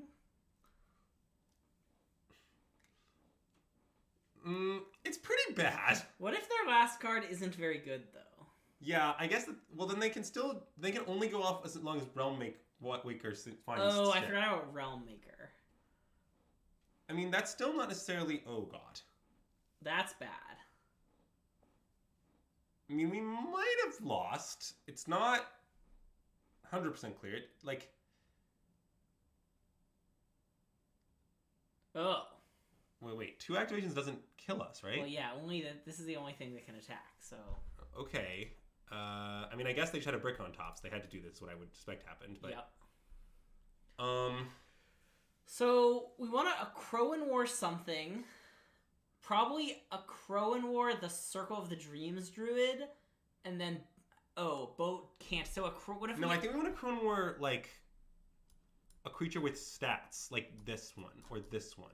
Oh, so that we can crew the boat. Wait, this makes our elves 2/2s, hilariously. That's very funny. I guess... Wait, okay, the 2 things that I most want to remove from their battlefield are Realm Walker and Circle of the Dreams Druid. You want to leave this thing? Yes. If Circle of the Dreams Druid is gone, they can't even really... Oh, they have Nykthos. Oh, they do have Nykthos. Okay, maybe we should... It's not quite that simple. Yeah, so, okay. And they have Tyvar. So if we take Circle of the Dreams Druid, imagine these 2 are gone, right? Yeah. No, wait. They have tons of mana. We should attack gas. Okay. Yeah, I mean, I know we can Besage the Nykthos, but it's hard to find a line that, like, gets to do that. Oh, yeah, their top is likely a brick, so if we remove Realm Waker... Yes. So we could Crowan War Realm Waker and use Sky Sovereign to kill War Master. Yeah, and then they have no gas. Okay, wait, that seems very good. I agree, although I think we should potentially do it the other way. A Crowan War this, and then this is shrunk, and then we Skyvote that. And leave the War Master. That's fine. It has a blocker back. Yeah, We're at 11. That's pretty relevant. Yeah. I mean, they will be able to activate the thing, right? They'll be able to get +2/+2 in Death Touch. Oh, wait. Oh, no, sorry. You're right. We should take that. We're just leaving this in play. Yeah. You're right. Because we know they're not drawing an elf. Yeah. Yeah. And this thing can... Oh, that can get them an elf. No, we're killing it. We're killing it both. Oh, we're killing it. Sorry, yeah. Okay. I briefly panicked and then I realized that's irrelevant. Yeah. Okay, so I'm taking War Master. That's what we decided. Yes. And then we're... Oh, no, but then there's no shrink. We have to take Realm Walker. Sorry, there's no option. Yeah. And we're not, like, dead on board if we do that, I hope. Wait, we should make sure we're not dead on board. Make sure we're not dead on board. We might be dead on board if we... Because they do have 7 mana with the Circle of the Dreams Druid. And they're 2 late. But we're taking... Oh, right, we're taking War Master, yeah. That doesn't matter, but, like... So, like, these 2 things are gone. Okay, yeah. Then 2, 3, 4, 5, 6, 7, 8, 9... And 10, no, we're dead. We're dead. Okay, so we can't do that. So the problem is... Well, maybe we should Crowan War the War Master because it's untapped. Kill the Lord and just hope they have another brick. Yeah, or that Lord goes a... Well, this also gets a blocker. Yeah. Okay, yeah, so let's take this. Okay. I mean, a blocker or something to crew the ship. Yeah.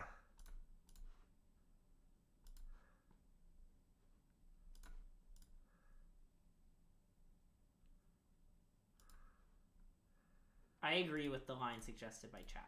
I mean, God, that line's just so bad, but it might be where we're at. I mean, what's wrong with it is... Okay, so... That just leaves this in play. Yep.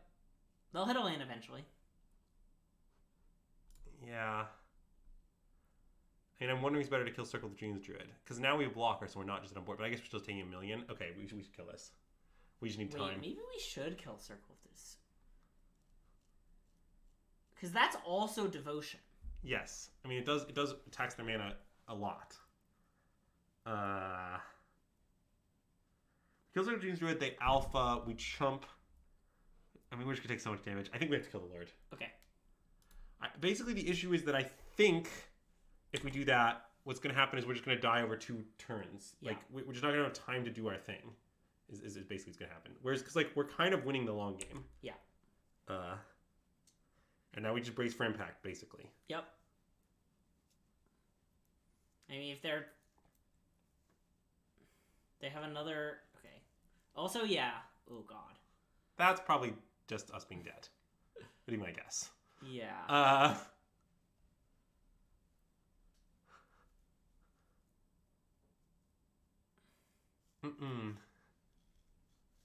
Really fascinating game we played, though. I mean, I've not done the math, but I'm pretty sure this count is enough. Oh yeah, is this a company or something? Oh, their top card wasn't a land; it was a company or a shaman of the pack, which they couldn't cast because they didn't have black. They didn't have black. That makes a ton of sense, okay, but yeah. I refuse to respect it. I would not respect it again. Okay. Okay. Well, we're gonna make sure this goes down with the ship, though. Yeah, gotta teach it a lesson for next game. Yep. Okay. So we're defeated by elves. I think I mostly stand by our sideboarding. Right? I mean, this is still the only question. Yeah. Because this is still really insane if we... maybe I'm coming around to this. I want to do that. Okay. I think I like sword. I think so too, but it's close. I agree that it's close. If we had, like, better, like...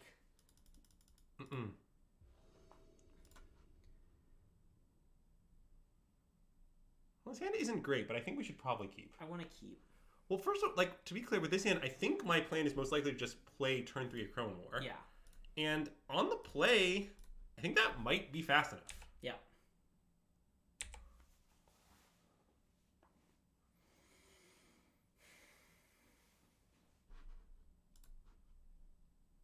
Okay, so in terms of land I should play, Gorge will come and play untap next turn. Yes. So I should play tap Stomping Ground now. Yeah. And maybe they can try to do something weird there where they, like, slow roll all their threats around the Crone War or something, but I predict that just, like, won't work. Yeah. So it's really annoying that Spirit Sentinel just is the one creature in their deck that lives. That's true. I would describe it as immensely annoying.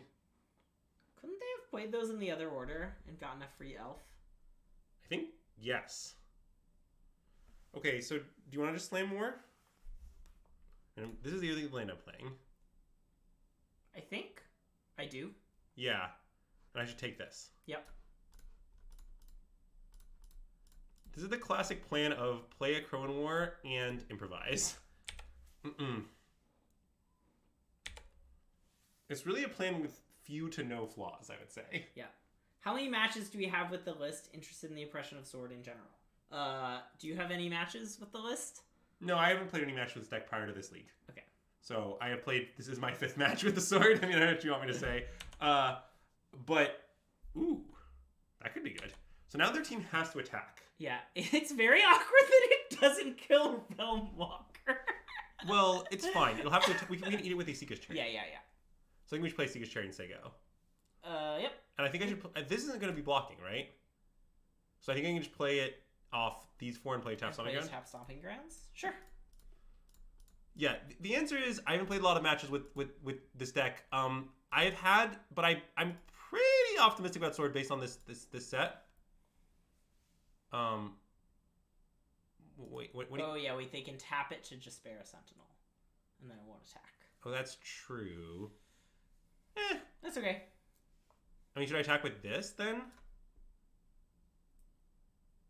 I mean, I guess probably not. I mean, that seems pretty free. Yeah, alright. What I like about the Crone War is it has stalled, and then this Chandra is going to get him. Yeah. I mean, it's going to get us a little bit too, but it's fine. Yeah, we'll be fine. And we can do the trick where we crew Elvish War Master with the Chariot so that it dies to the Crone Wars 3rd chapter, no matter what, which is nice.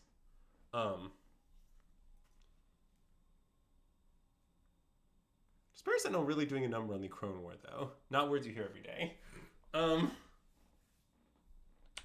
I see. They've just tapped all their creatures. Right. So then they'll take damage and not die. Okay, so I'm going to go to my main phase. This is going to go on the stack.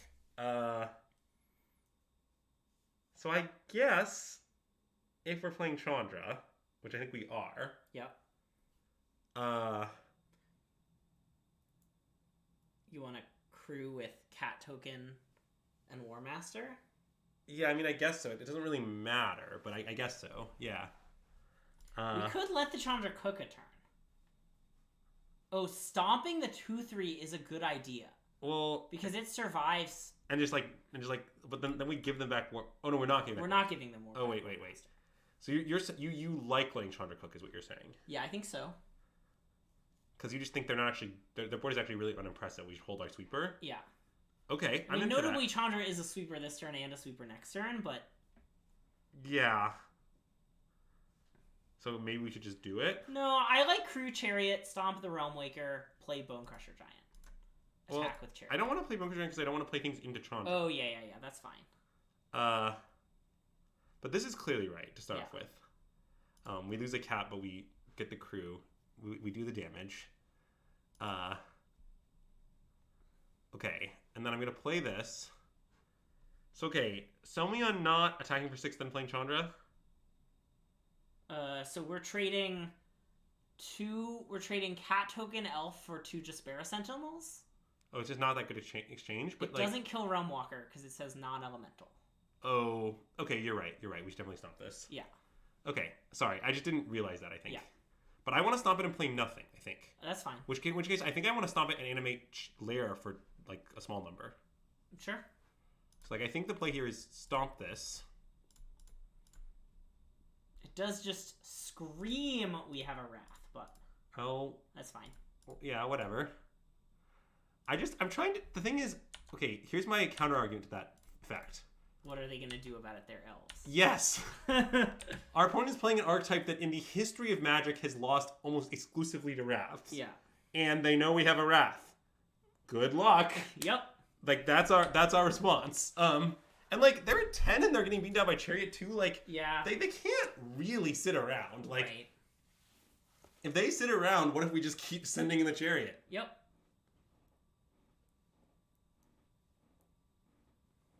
I mean, Tyvar's a little annoying, for sure. I mean, I do think Tyvar's probably a meaningful upgrade for Elves, although I haven't thought about it that hard. Sure. Mostly just because it's a card that does something different. But see, now, like, one option we have is Chandra plus... I guess that doesn't make sense. We should probably just crew in What's Wrath. the minus X? It's deal X damage to a creature or planeswalker, and X out of it dies this way. So it could kill Tyvar, but nah, I think we should just animate the Chariot, play Chandra, Sweep, attack for 4, kill Tyvar. Yeah, I think so too. Okay. And like, okay, it's a little now. The trade still isn't that good, but I'm glad the Realm Waker is gone. Yes, basically the key fact is we just want a Realm Walker out of play.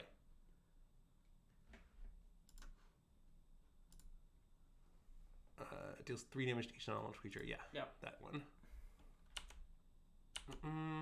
And Tyvar.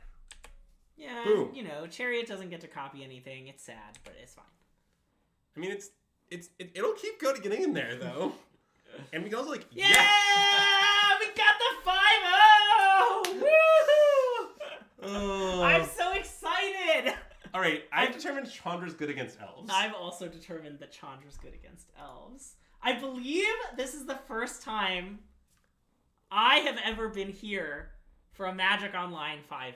I think a that lot of is 4-1s, a lot of 3-2s, a couple embarrassing records, and you 5-0'd with Jesse and not me. Yeah, that is all true. Yeah.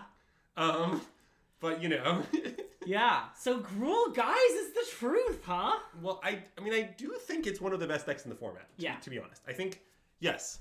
The biggest change is, and I think this is a really big thing. It's like, so here is the Gruul's metagame positioning before the new set, right? The metagame positioning before the new set could be summarized as it crushes white, it crushes red-black, and it's 45% against all other decks, right? That's, I think, the gist of its like metagame percentage, right? Okay, what if Copperline Gorge, just like as a hypothetical, adds 5% against everyone because your deck functions better? Yeah. Like, what if that's true? If that's true, then now the biggest metagame position is it beats red-black, it beats white, and it's basically even against most other things. Yeah. If that's the deck's metagame spot, that is an incredible spot. Yeah. Now, I'm not saying it is the full 5%, or, you know, like, obviously there's a lot of, like, squishing around of these numbers that could be done. But basically, Copperline Gorge just makes the deck better. It just works now. That's the thing. I don't know. I've tried Fable in this deck, and I've never liked it that much in this deck. I don't know. So Red Green Legend, I believe sideboarded it out every single match. Yeah, we didn't. This card didn't do anything this league. I still think I believe in it to some extent, but it did do nothing this league. Yeah, and sure. I think that as Andrew convinced me of it by saying, okay, it's only slightly worse than Lovestruck Beast, and against some matchups, it's incredible. But we played against, we played against Mono Green, we played against Hammer, we played against Red Black at the start, we played against Elves at the end, and Food. Yes. Red Black Sack. But like, okay, against, first of all, like, I think this card has meaningful text against, for example, Red Black Sack. Yeah. Being able to kill an oven is really real. I also think it's pretty nice against, what do we call it? The, Hammer. I also think it's pretty nice against Hammer, yes. Sure. And I think it's great against Enchanties. I think it's great in the mirror. I think it's good enough place to justify itself, mostly because Lovestruck Beast is just, like, already the worst card in the deck. Yeah. Is basically the argument. Honestly, I think the bigger question is like whether these are supposed to be obliterating bolts, but like I think it's very arbitrary. The 2 beasts are supposed to be obliterating bolts. Like, yeah, that's possible too. Yeah, I think 2 bolts is kind of arbitrary. I agree, bolt stock has fallen with the like Phoenix falling out of the metagame, kind of. Sure, but against Grease Fang, that's you have to like 3 mana. Yeah, so it's pretty hard, but it could happen. Yes. Yeah. It's like probably not stopping them early, right? Yes, but it stops them eventually. Yeah. Yeah. As far as other commentary on the deck, should the deck just main deck Sword? I don't think so, and I'll tell you why I don't think they should main deck Sword. So, first of all, I understand I'm playing to board in against like approximately 40% of the field, like a pretty significant portion of the field. But the issue with this card with Sword in the main deck is, okay, vehicles and equipments are sort of the same permanent type. Mm-hmm. So they both require you to have other creatures in play, and I'm really concerned about how pinched our slots get. Yeah. Basically. Yeah, I know having a few Embercleave in the main. I have a very simple reason why I don't want to play an Embercleave. It's right here. This is my Embercleave. Yeah. Convince me it's not better against everything you board an Embercleave in against. Like, I don't think you should play that card in your deck anymore. And, like, maybe if they're in your 75, they're in the main, like, that could make sense. Sure. But I don't think they should be present. So, I don't care. Yeah. That's my basic response. Like, but, you know, Cleave is probably better versus Lotus. Yeah. That's probably true. But I do think, for the most part, Sword is better. And, like, against blue-white, Cleave comes out, and Sword is good. Yeah. Like, I think turning all your elves into threats is awesome, and Cleave, like, is, like, impossible to make happen. They're a 4-1 Emperor deck. So, like, yeah. Basically, I mostly like this list, to be honest. Although, I did make it minutes ago. Yeah. I'm still not sure this card is even supposed to be in the deck if we don't expect any Phoenix, which is kind of what I expect. Like, I could easily see this. I kind of feel like these 2 cards outperformed the Hazoret in this league. Sure. It's just like whenever we considered bringing things in, we often wanted to bring in Thron and Chandra, but never really wanted to bring in Hazoret. Yes, like, which makes sense. My instinct is this is supposed to be a second Thron. Okay. Because it seems like against Red-Black, this card's super nice, in addition to its, like, anti-control applications. Yeah. Like, Thron dies to Wrath, but your vehicles live through Wrath, so it, like, kind of works out. Yeah, okay, that makes sense. Is the idea, at least. Yeah.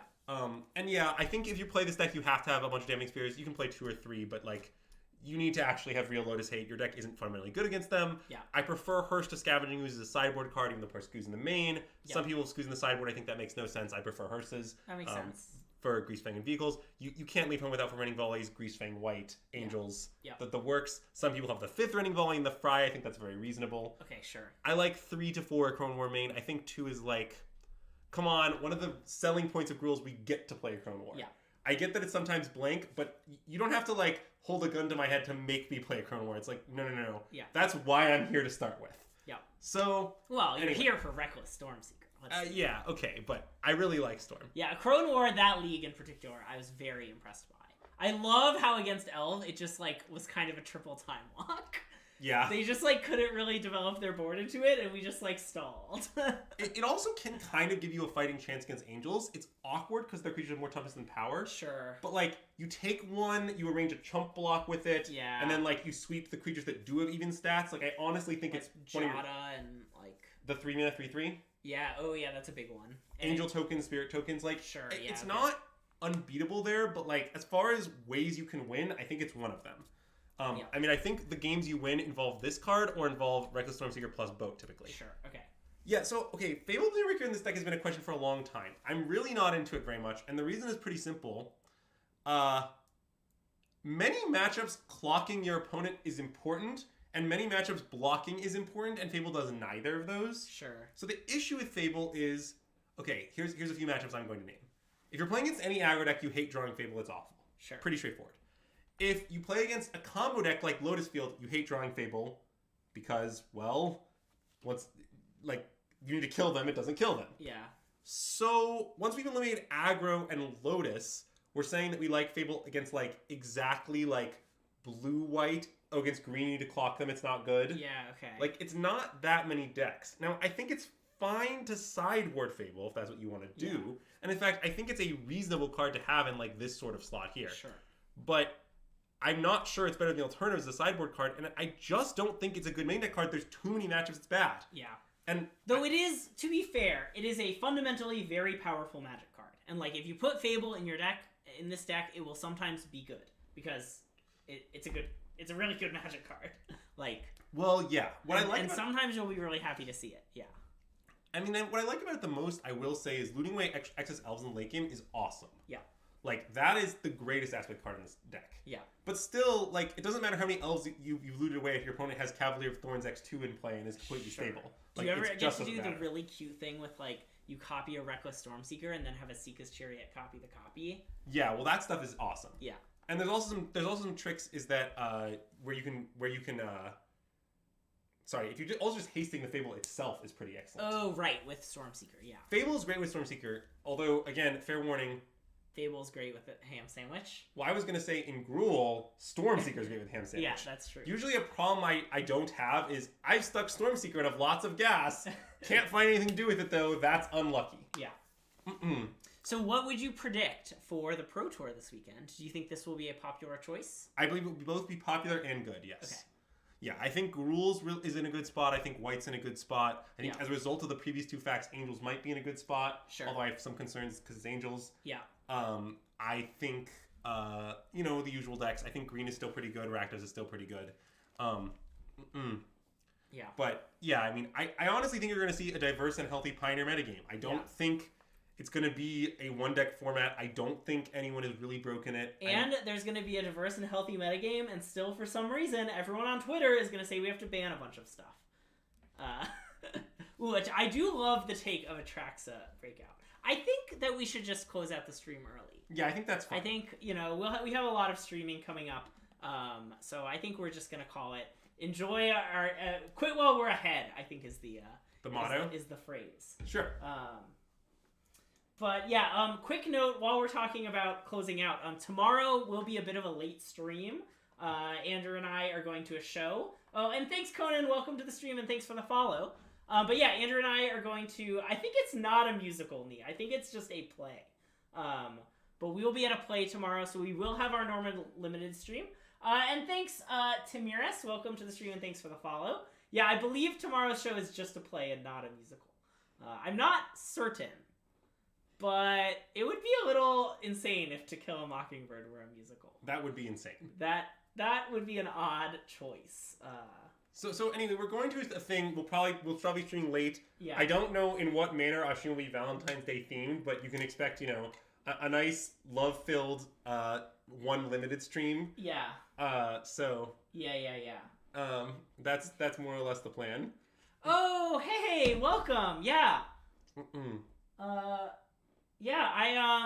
Hey Tamir, welcome to the stream. It's great to see you. We are just finishing up, so we should go raid someone. That's fine. Do you wanna, let's see, how do you feel about this person? Okay. So. Okay. Anyone else? No, I guess whoever, it's fine. Sorry. Okay. Well, look, it's us. And hey, Karis Matrix, welcome to the stream. Oh yeah, it is a play. So ready for Atticus to sing in court. Yeah, that would have been insane. Okay, yeah, we're gonna give MTG Nerd Girl a raid. It looks like she's playing some limited and pushing to Mythic. And so, go check out her stream for some nice limited content. But yeah, thanks everyone for tuning in. Hooray, we got a 5-0. Very excited. I'm still very excited about that. Gruul's a great choice. Yeah, go say hi to MTG Nerd Girl for us. Again, thanks to Nikolai Bullis for the raid. If you haven't checked out his stream, be sure to go do that. And yeah, with that, SystemMagic out.